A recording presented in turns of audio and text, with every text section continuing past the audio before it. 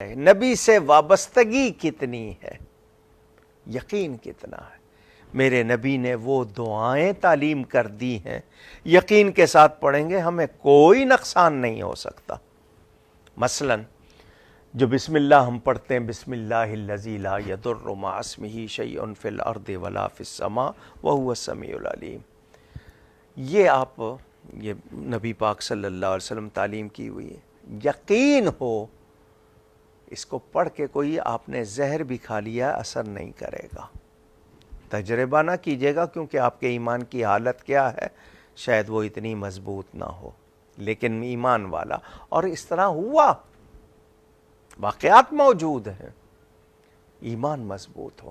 جب حضور نے فرما دیا کہ اب اجوا کھجور ہے، جادو تک کا اثر نہیں ہوگا نہار منہ اگر آپ وہ کھائیں تو، حضور نے فرما دیا جنت کے پھلوں میں سے ایک پھل ہے اجوا کھجور، کتنی بیماریوں کا اس میں علاج، شہد میں کتنا علاج، کلونجی فرما دیا میرے نبی نے۔ ہمیں یقین کیوں نہیں ہے؟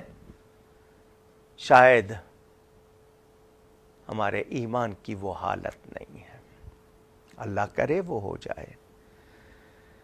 حضور اکرم صلی اللہ علیہ وسلم اللہ کی عطا سے ہمارے لیے روحانی طبیب بھی ہیں، جسمانی طبیب بھی ہیں۔ ہمیں تو انہی کی بارگاہ سے سب کچھ ملا ہے، یقین رکھیں، ان سے وابستہ رہیں اور ان کا در نہیں چھوڑنا۔ یہ وقتی طور پر وہی ایمان کی کمزوری کے روزہ بند کر دیا، جاتے وہاں گڑ گڑاتے، ساری امت روتی، حکمران جاتے، توبہ کرتے، ضرور کرم ہوتا، کیونکہ ندامت کا ایک آنسو اللہ کی بارگاہ میں وہ اثر دکھاتا ہے جو بہت سے الفاظ نہیں دکھاتے، مگر توفیق ہو تو تب۔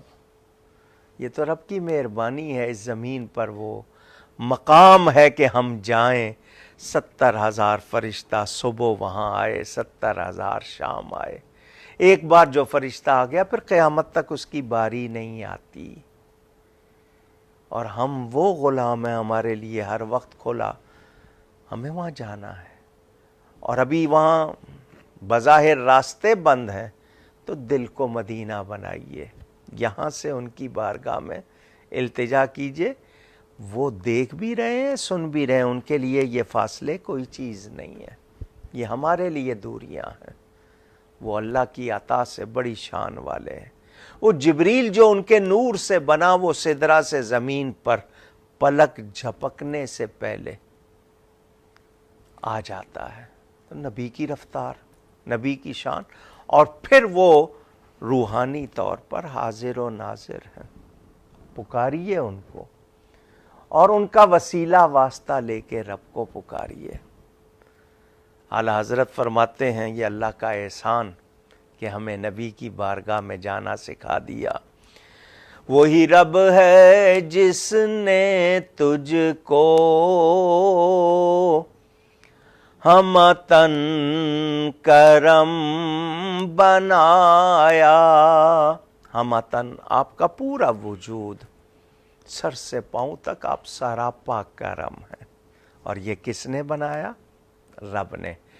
وہی رب ہے جس نے تجھ کو ہمتن کرم بنایا، اور ہمیں بھیک مانگنے کو تیرا آستاں بتایا۔ تجھے حمد ہے خدایا۔ یہ جو اعلیٰ حضرت نے فرمائی ہے قرآن کی ترجمانی، وَلَوْ أَنَّهُمْ إِذْ ظَلَمُوا أَنفُسَهُمْ جَاءُوكَ، اور لوگ جب اپنی جانوں پہ ظلم کر بیٹھے، محبوب تیری بارگاہ میں آ جائیں، تیرے پاس آ جائیں، تو نبی کے پاس تو اللہ خود بھیج رہا ہے۔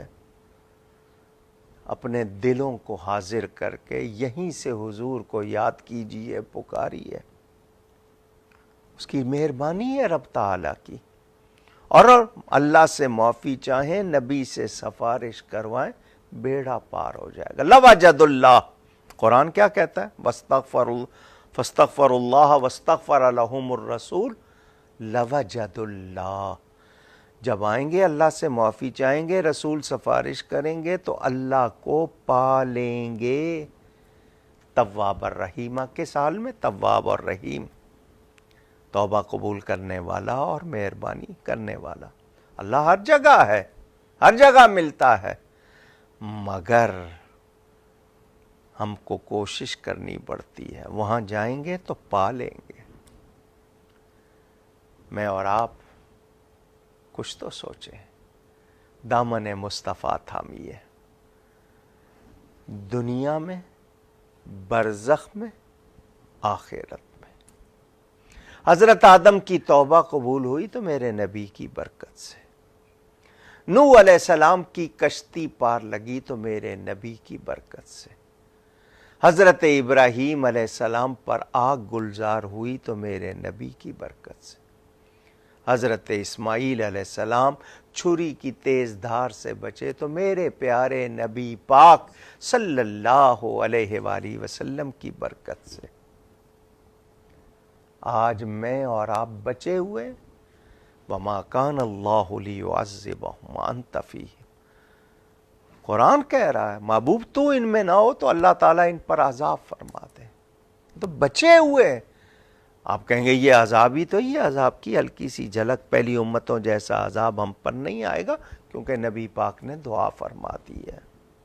ہم تو اسی سے حال دیکھ لیں کیا ہو گیا ہے، عذاب ہوگا تو کیا ہوگا، سوچئے گا۔